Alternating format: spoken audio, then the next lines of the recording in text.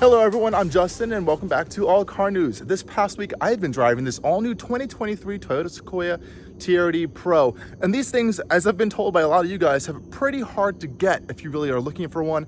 This one's coming in just over $80,000. It's Toyota's kind of flagship SUV right now, and this awesome TRD Pro off-road package. It's painted here in this really bright solar octane, which unfortunately is discontinued for the 2024 model year, but instead we have a really cool color called Terra, which I think looks a little bit better and a little bit more reserved than this. But what makes this TRD Pro earn that big pro badge? I'm going to show you all of that in this review here and what it's been like to live with this thing over the past week. I've been driving mostly on-road miles, a little bit of some highway driving, as I don't really have too many kind of off-road situations and trails near me in lower New York.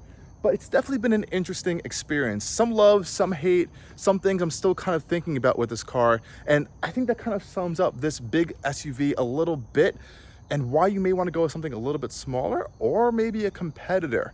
Nonetheless, let's go take a full tour and review of this 2023 Toyota Sequoia TRD Pro. So everyone, we have Toyota's latest big, powerful, potent powertrain here. This is the iForce Max unit, or Hybrid Max unit, depending what you want to call it. It has a hood struts here, thankfully, because this is a massive hood. But what are we dealing with here? This is a 3.4 liter twin turbocharged V6 engine. The V8 is gone, obviously, if you have not been in the loop, and instead we have this hybrid twin turbocharged V6. Now this engine is sandwiched with a electric motor. I believe it's around 36 kilowatts of power that thing is making, and it's also paired to around just under a 2 kilowatt hour battery pack mounted in the rear of the vehicle. And you're getting a pretty potent amount of power here, around 437-ish horsepower and over 580 pound-feet of torque. That's a really nice and healthy power number, both useful for towing as well as it's that low-end grunt you're going to need in some off-road situations, which is really nice. And here we are with the Sequoia TRD Pro. Now, if you aren't familiar, the Toyota Sequoia has just recently, within like the last year, been completely remodeled on an all-new TNGAF architecture. That's Toyota and Lexus's ladder frame, body-on-frame platform that a lot of vehicles share. But this particular Sequoia is directly related to the Toyota Tundra. And while this is a little bit shorter in its wheelbase and has a smaller fuel tank, I think it still captures that front end and the muscularity of the full-size pickup truck that this thing is based off of. Now, the Sequoia can come in a multitude of different options, as well as an all-new, really premium capstone trim, but this is the flagship off-roader, the TRD Pro, and it really kind of shouts its name out, not only with its hood badges, but with also this solar octane paint, which you really cannot ignore. Now, up front, you can see very clearly these signature kind of DRL, daytime running lamps, that you will also find on the Tundra. Very similar shape, and inside of these full LED headlights are some really cool features here. Toyota kind of had some exposed fake screws. They could be real screws actually in there to kind of give it that kind of rugged pattern in there, which I think looks really cool.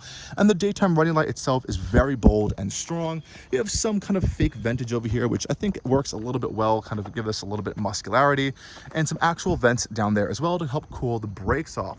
But I think one of the biggest and boldest features here is this heritage design grille with the Toyota spelled out up front there, and you cannot miss these really cool looking orange accent lights on top of the grille, which are always on while you're driving the vehicle.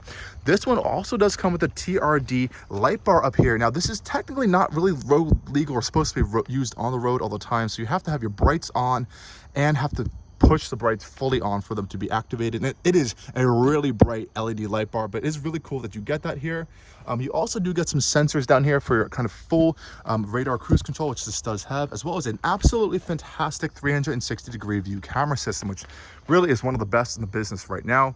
You also are getting some additional LED fog lights down at the bottom, which honestly you don't even need with that light bar built into there, and these headlights themselves are super bright. Up front here, we also do have these unique wheels to the TRD Pro. These are BBS forged 18-inch wheels, and it's kind of matte black finish here. I really do like the red center cap, which says TRD on it, and we're also wrapped with some Falcon Wild Peak all-terrain tires around them. Really nice and chunky, just for some good around use. They're pretty good with traction as well. And I can definitely tell you, once you put this thing into 4 high, it definitely has the grip you need to kind of get along some muddy trails, ruts, and some mild, and well, I guess a little bit severe off-roading as well, because this thing is built with it, especially with the upgraded Fox shock system. You can see back there, it's a little bit more visible in the rear. We can see kind of the red shocks back there, which looks really cool.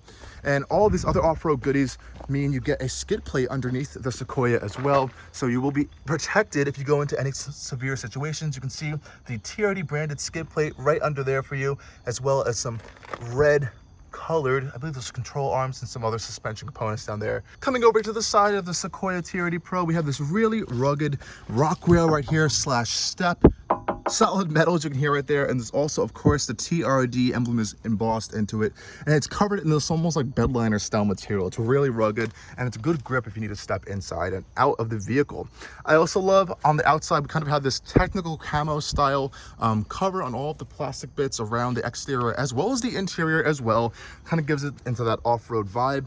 And even back here, we have these little bit of some accent lights on the side, which light up at night and as well as during the day. I think it looks really cool. Coming around to the rear of the Sequoia, I also really like the muscular and strong design Toyota has went with here.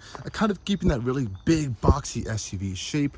It looks really nice, strong, and muscular back here. And we also have these really cool sequential style indicators built into your tail lamps there, which are really cool touch. That also continues up onto the front end. And I believe all Sequoias get that, not just these kind of top end models. Now, this one also does come with this roof rack over here, which is really cool and big looking. It kind of matches the whole black theme. Feels very sturdy as well, though I will say on the highway, you will definitely notice it both in terms of wind noise and in terms of kind of a lower miles per gallon rating. Definitely than what is advertised for this Sequoia. But otherwise, if you do a lot of overlanding, a lot of off-roading, and since this thing doesn't have the most amount of storage in it, this top roof rack may be helpful for you if you get the TRD Pro. And it definitely has a lot of points we can tie stuff down on as well. So now let's take a tour of the rear cargo space of the Sequoia TRD Pro, because this is one of the places where I think there's a little bit of some issues I think people may have with the new Sequoia. Now, first off, you know that you can see a little bit of a blue accent here because this is technically a hybrid, but one of the big features of Sequoias is that you can open the glass separately from the actual tailgate itself, and that's a nice fun little feature. The 4Runner also does this as well, so you kind of have that little bit of a little separation there. Nice little peek in here if you want to just grab something real quick. If you're tall enough, not too bad. You can close that up real easily like that. There's no power obviously for that piece. Now back here, of course, we have a big gigantic power tailgate, and let's open it up and see what some of the complaints people have here are. You can press the button here, that will open itself up, and you can already possibly see the complaints people are talking about. Now, because this thing does have a hybrid batteries back here, as well as essentially this kind of like live rear axle, there's not a lot of space over here to kind of put a lot of stuff down in the chassis. So that's why this thing's kind of sitting on top of it. You can look underneath here. You also have a full-size spare under there. So there's a lot of stuff going on in this chunk of space. Now, because of that, that's going to impact your cargo situation here. So as you can see, this third row is raised up above the floor of the vehicle. The actual floor of the vehicle is down here, and it kind of sinks down further into the cabin here. So this is definitely going to be a huge issue for cargo space, and that's why a lot of people are kind of turned away by the Sequoia in general due to this situation. They may go for a competitor, or they may step down to like a Grand Highlander or a Highlander. Maybe if you want to wait for the Land Cruiser, you might have a little bit more space in there as well. But this is something we're gonna have to deal with here if you get this vehicle. You do have this kind of cargo floor situation here, so you can put some stuff on here. This is also removable if you want to have some access to this lower area. And then these third row seats can go up as well with these buttons over here, which is nice. So thankfully it is a power third row, so it's not a little bit of a pull tab, and that's something I would expect for an $80,000 vehicle. But once I put these power third row seats up, you will notice that the cargo space is even worse, which is really bad. So now you can actually move this kind of little cargo floor here up to one of these 3 preset positions here if you need to like have like different shelves here. But then you can see just how bad the cargo space is back here. It's really, really tiny. And this is a massive car too, a truck really. So it's a little bit disappointing. Thankfully though, we do have a power tailgate, you know, to open and close it, which is fine. But it's just a little disappointing, the cargo space situation with this truck. Let's hop inside the Sequoia now. We're gonna take a quick look at the rear end first. Hopping inside, you can see nice big door panels. Thankfully, Toyota did kind of add some nicer trim in here. So like this soft text material and stitching on the doors with a sunshade as well. Big rear glass, a lot of storage down here for cups and stuff is nice. A lot of cheap plastics though. Again, this isn't like a premium vehicle, even though it's coming in at $80,000. You can see there is a pretty big opening for this second row here. We have captain's chairs in this one. Nice big floor mats in here with some cool pattern on here. And the seats also have this kind of like technical camo pattern on here. Again, not leather, but they are pretty comfortable seats in general. Hopping inside, nice solid thunk from that door. Feels pretty good in here. Just open it up for you guys so we get a little bit light in here because we don't have a panoramic roof back here. It is an option, though this one does not have it. One note though, if you do get the panoramic roof, this dent is going to be back here, and second row headroom will severely be impacted. I can actually barely fit. I'm 6 feet tall and my head hits the ceiling, like actually hits it, which is disappointing. Here you can see some armrests as well. And then you'll see this massive hump in the floor. Again, this is a ladder frame chassis, so all the stuff is kind of like under the vehicle and kind of has to be molded around the body. So this is your drivetrain going all underneath here, as well as the hybrid battery. So that's definitely eating into a lot of the space of this Sequoia. Let's go take a look at that third row though. I'm gonna do it the proper way, as if I'm someone getting in here too.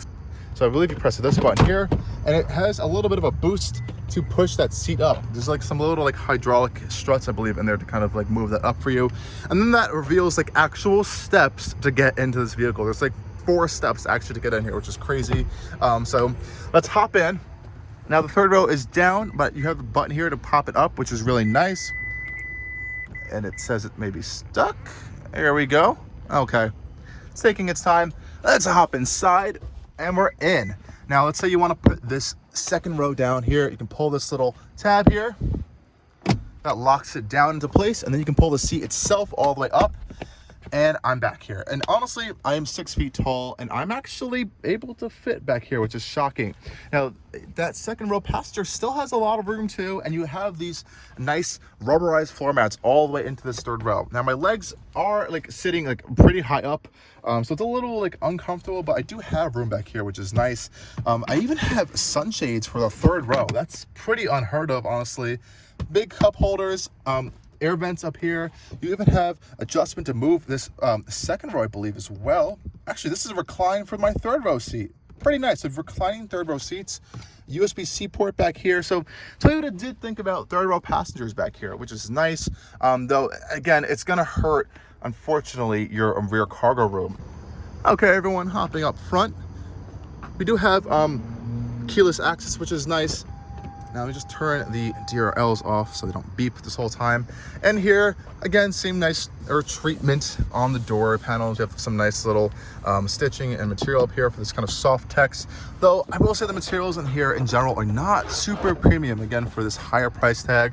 We do have memory seats as well, automatic windows, and a whole panel over here for your controls.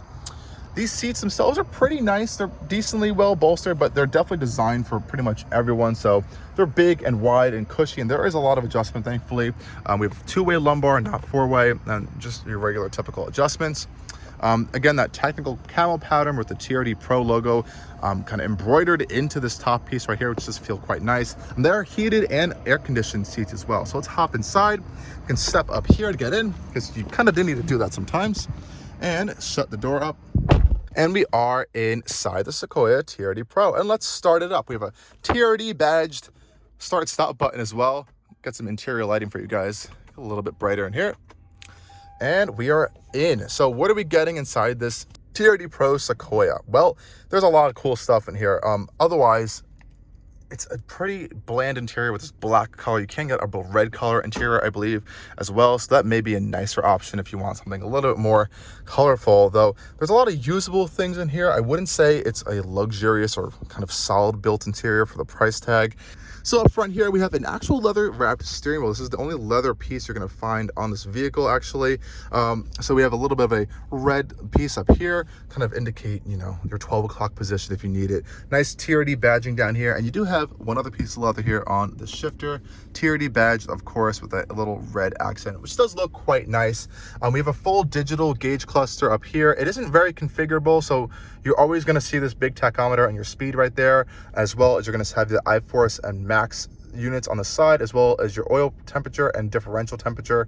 We also do have on this left hand side a little bit of a multi-function display unit, so we can kind of filter through a few different menus right there. Nothing too crazy though, it's just a few different menus, and your fuel economy, which is abysmal, unfortunately. A lot of information though, I believe, is cluttered into this just general area. I wish it could be kind of filtered out just a little bit better, and I wish there was a little bit more configurability. No heads-up display whatsoever on any of the Sequoias, unfortunately. I don't know why that's not an option. May not be requested by customers that much. Otherwise, you do have a lot of controls, physical controls on here, especially for your steering wheel. We have full kind of radar cruise control suite over here, as well as just typical menu controls. Nothing too fancy or crazy. It is a fully heated steering wheel as well. You do have that button over here. It gets really, really hot, actually. A little too hot for some comfort sometimes, so you may want to turn that off.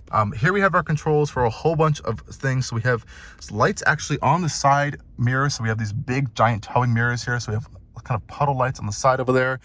We can also adjust the length of the mirrors if we need to make them longer. If we have carrying like a big trailer behind us, they can extend out even further if you need them to, which is pretty cool. And they are fully motorized and folding, which is nice. Automatic headlight control. We have a rear door light back there, as well as our light for our TRD Pro light bar up front, which is pretty cool. Coming around to this center console area here, again, this absolutely massive 14-inch touchscreen running Toyota's latest infotainment software that we've seen on a myriad of their new vehicles. It's a pretty good system. Very simple menu structure, actually, so it's not a lot of stuff going on here. You have your navigation, audio controls, some vehicle controls. Again, nothing too crazy. It also has a kind of voice assistant as well, and a pretty good navigation system. But thankfully, we have wireless CarPlay and wireless Android Auto. You can just sync your phone up to it and not really have to worry about that stuff. So it's a pretty good system nonetheless, though. Nice big Toyota badge up here for that Toyota kind of heritage style with a little red accents on it. I do like that, but again, materials in here aren't super nice. I do like that you have separate climate controls here, as well as your heated and ventilated seat controls that are not buried in the infotainment system. Thank you, Toyota. Down here, we have some trailer controls, as well as our quick access button for our 360 camera system. While we're parked, it does that, though. If I do put it in drive, you can get access to the full suite of the system. And this is a absolutely fantastic 360 camera system. There are so many different options in here that it's just like generally pretty impressive. You can go through and cycle through all of these different views, even adjust like the different angles on the side views, rear views. You have some kind of trailer assist views as well. Really impressive stuff. You also have some off-road cameras, as well as some different like meters for your approach and departure angles. Really fantastic camera system on this Sequoia, and a lot of the Toyota and Lexus products also are getting these new camera systems, which are really good.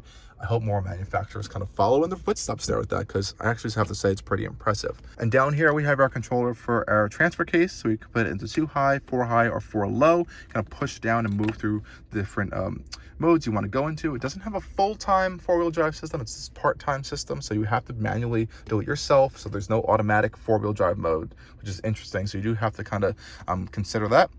We have a drive mode dial here, which feels a little bit cheap, actually. It's made out of plastic. You have 3 drive modes going from sport, normal, and eco. So that's just mainly for the powertrain, not necessarily any of the 4-wheel drive system or anything. So that's something to keep in mind. You have a tow haul mode as over here, and as well as a new generation kind of off-road cruise control crawl mode system, which does, I believe, work this time. I've heard some people had some complaints about the old one. So that's nice as well. Again, a lot of off-road goodies here, as we mentioned, on the full tour of the exterior. And there's a lot of cool other features in here, like this built-in kind of drive recorder here. So you can put I believe, a micro SD card up here, and it's kind of like a front drive camera that can record audio as well, if you want to kind of record your off-road sessions as well. press action to kind of quickly record it and turn it on and off. I believe the camera is mounted somewhere up here looking outwards, which is pretty cool. We also have an optional digital rear view mirror. If you would like that, I guess this could be helpful for towing or some other situations where your rear glass is open or you have people in the back kind of blocking your view. So that's a nice feature. You have big cup holders up front here, which is nice. Wireless charging mat and some nice just general phone storage there. And this center console is absolutely massive, though I will complain that this piece feels really cheap actually. And I wish they kind of worked on this little piece over here because it doesn't feel nice. A little bit more storage here, a little bit of a flimsy piece again. Though this center console itself is just huge. Apologies for the mess in here, but you have some storage for coins, you have some storage for whatever you want to put in here.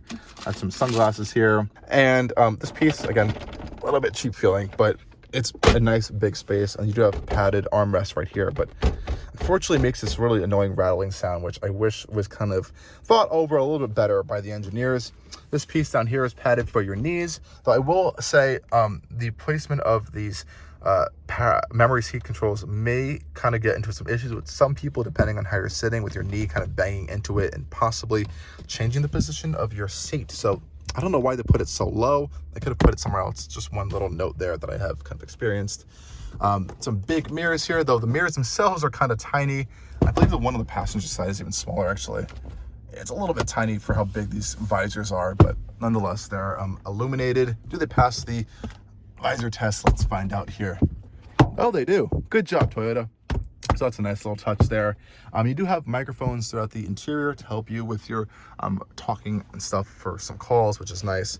But otherwise, that is a quick tour of this interior. And there's a lot of stuff going on in here. I wish the materials were a little bit higher for the $80,000 price tag. It's a little bit disappointing on that front. Almost forgot the trailer brake controller here as well. But yeah, that's just a little bit of one disappointment on this interior. You don't feel like you're sitting in that expensive of a vehicle. Okay, everyone, and let's head off. And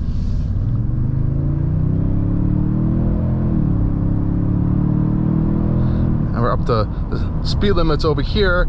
It's peppy and potent as well, I have to say. It's a really cool sounding powertrain. Toyota fitted this TRD Pro with a sport exhaust system as well, which actually sounds pretty good.